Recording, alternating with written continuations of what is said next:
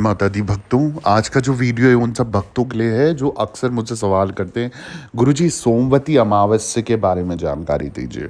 तो आप सबको पता है कि सावन में सोमवती अमावस्या आने के लिए तैयार है। तो जो सोमवती अमावस्या आ रही है, इसका क्या खास महत्व है ये बताने जा रहा हूँ। शुभ मुहूर्त क्या है, शुभ योग क्या है और ख़ास उपाय क्या है। अगर सोमवती अमावस्या पे आपको अगर नौकरी से जुड़ी समस्या है, घर में गृह क्लेश है और बीमारियां हैं, दूर नहीं हो रही है, इलाज कर कर के थक चुके हो, कोई निवारण नहीं मिल रहा है, या फिर शादी से जुड़ी कोई समस्या है, तो ये सोमवती अमावस्या जो आ रही है, इस समय पे अगर आप ये उपाय कर लेते हैं तो आप यकीन मानिए जीवन में कई सारे कष्टों से और दोषों से आप मुक्ति पा सकते हैं। आपके समस्त कार्य बन सकते हैं अगर आप विधि विधान से सोमवती अमावस्या का पूजन विधान और उपाय करते हैं। तो सबसे पहले मैं जानकारी दे दूं कि साल 2023 सावन के महीने में आने वाली सोमवती अमावस्या कई वजह से खास होती है, यह आप सबको जानकारी होगी। इस दिन 3 शुभ योग भी बन रहे हैं, तो ये भी ध्यान देने वाली बात है। यह अमावस्या सावन के दूसरे सोमवार के दिन है। में सबसे अच्छी बात क्या है कि इस दिन पे किए हुए उपाय, पूजा विधान, पूजा पाठ परिणाम जल्दी देते हैं। मतलब आपको रिजल्ट बहुत जल्दी मिल जाता है। सोमवती अमावस्या सोमवार के दिन पे पड़ेगी तो, और सावन तो है ही, और भोलेनाथ की कृपा, ऊपर से दिन दुगनी रात चौगनी की आपकी तरक्की हो जाएगी। तो सावन में सोमवती अमावस्या कब है, सबसे पहले तो ये जान लेते हैं। पंचांग देखा जाए, पंचांग के अनुसार सोमवती अमावस्या की तिथि जो है वो 16 जुलाई की रात 10:08 से शुरू हो जाएगी, और इसकी उदय तिथि के आधार पर सोमवती अमावस्या जो मनाई जाएगी वो 17 तारीख यानी कि सोमवार को मनाई जाएगी। 18 जुलाई की रात 12:01 तक ये तिथि समाप्त हो जाएगी, यानी कि समापन जो होगा इसका 18 जुलाई को होगा। तो 17 तारीख को आप सोमवती अमावस्या में उपाय और अपना पूजा विधान कर सकते हैं। आगे जो जानकारी देने जा रहा हूँ वो है सोमवती अमावस्या के शुभ योग जो बन रहे हैं। सावन की सोमवती अमावस्या के दिन ऐसे की शुभ योग बन रहे हैं जिसमें रुद्राभिषेक करने से कई पुण्य फलों की प्राप्ति होती है। स्वार्थ सिद्धि योग के 3 शुभ संयोग बन रहे हैं। इस दिन सोमवार का व्रत करने वालों की सभी मनोकामनाएं पूर्ण होती हैं। तो इस दिन आप सावन का जो सोमवार है उसका भी व्रत करोगे, साथ ही साथ सोमवती अमावस्या का भी व्रत हो जाएगा, तो आपको तो फिर 2 बार इस चीज़ का फल आप पा सकते हैं अगर आप व्रत कर लेते हैं तो। अब कुछ उपाय बता दे रहा हूँ। उपाय बताने से पहले आप सभी भक्तों से निवेदन है, अगर जीवन में आपके कोई भी संकट परेशानी चल रही है और चौकी दरबार जगह जगह भगत के पास जा जा के थक चुके हो, कोई निवारण नहीं हो पा रहा है, कोई हल नहीं मिल रहा है, और या फिर आपका कर्जा है, उधारी है, रुका हुआ धन है, फंसा हुआ पैसा है, और शादी में या डाइवोर्स केस है, कुछ भी विघ्न है, या फिर आपका बाहर देश जाने का नहीं हो पा रहा है, सरकारी नौकरी का योग नहीं बन रहा है, कुंडली बनानी है, कोई महादशा है, कोई दोष है, उसका निवारण चाहिए, पितृदोष हो, मंगल दोष हो, राहु केतु दोष हो, कौन सा स्टोन धारण करना है, कौन सी माला धारण करनी है, साधना सिद्धि की जानकारी लेनी है, या फिर भगत बनना चाहते हैं, कोई गद्दी लगाना चाहता है, चौकी दरबार लगाना चाहता है, तो उसके लिए आपको जानकारी चाहिए, तो गुरु दीक्षा लेने के लिए जानकारी चाहिए, तुरंत अपॉइंटमेंट लिख के मेरी इंस्टाग्राम या फेसबुक आईडी में मैसेज करें। जो ये नाम दिख रहा है नीचे, ऑफिशियल देवी भगवती शक्ति के नाम से इंस्टाग्राम और फेसबुक आईडी है, वहाँ पर मैसेज करें, अपॉइंटमेंट लिख के एक छोटी सी अमाउंट पे करने के बाद आपको एक समय दिया जाएगा। उस समय पे ऑनलाइन रहना पड़ेगा, और जो भी सवाल होंगे वो सुने जाएंगे, समझे जाएंगे, और उनका 100% उपाय के माध्यम से निवारण किया जाएगा। अब आइए जान लेते हैं उपाय कौन से हैं।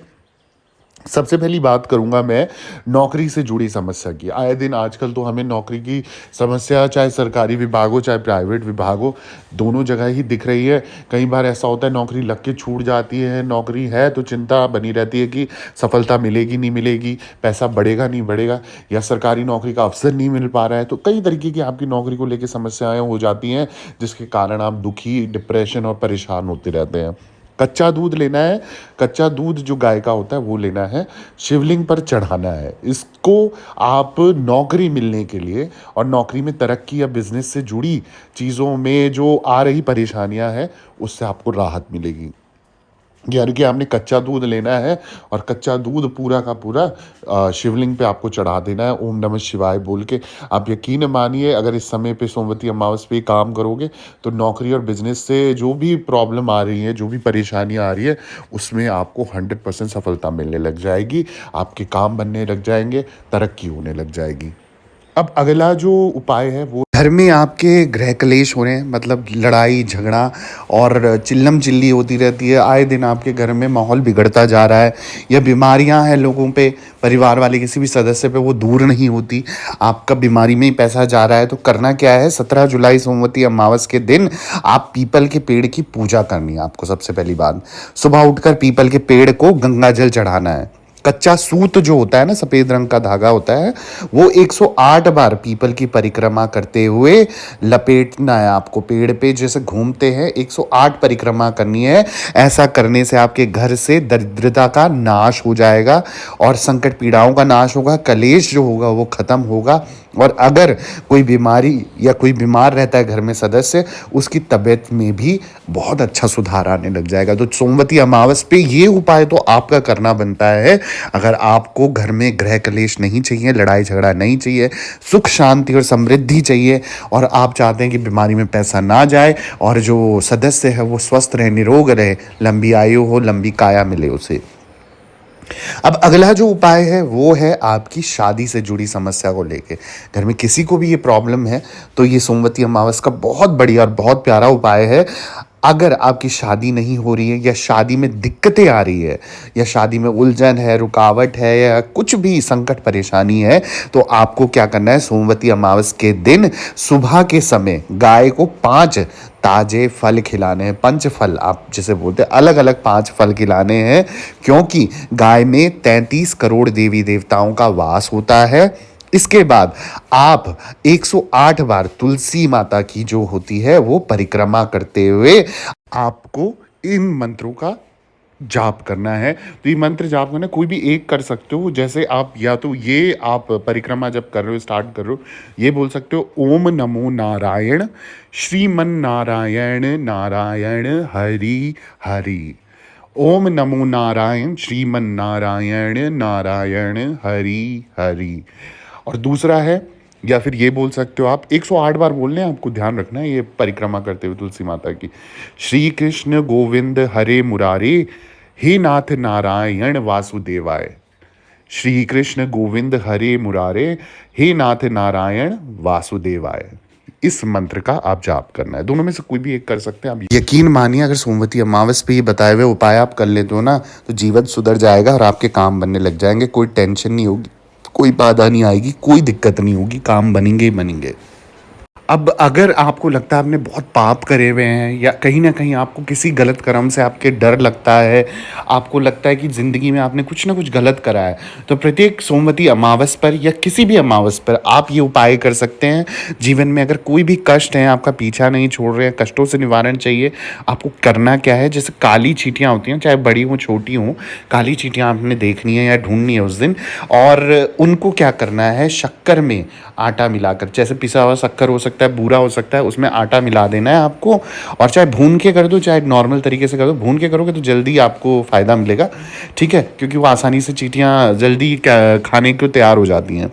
तो इसमें शक्कर में आटा मिलाकर और इसको आपको चींटियों को, काली चींटियों को खिलाना है। आप यकीन मानो, आपके जितने भी कष्ट होंगे, पाप होंगे ना, जैसे जैसे चींटियाँ इनको खाती रहेंगी, आपके पाप कटते रहेंगे, आपके कष्ट दूर होते रहेंगे।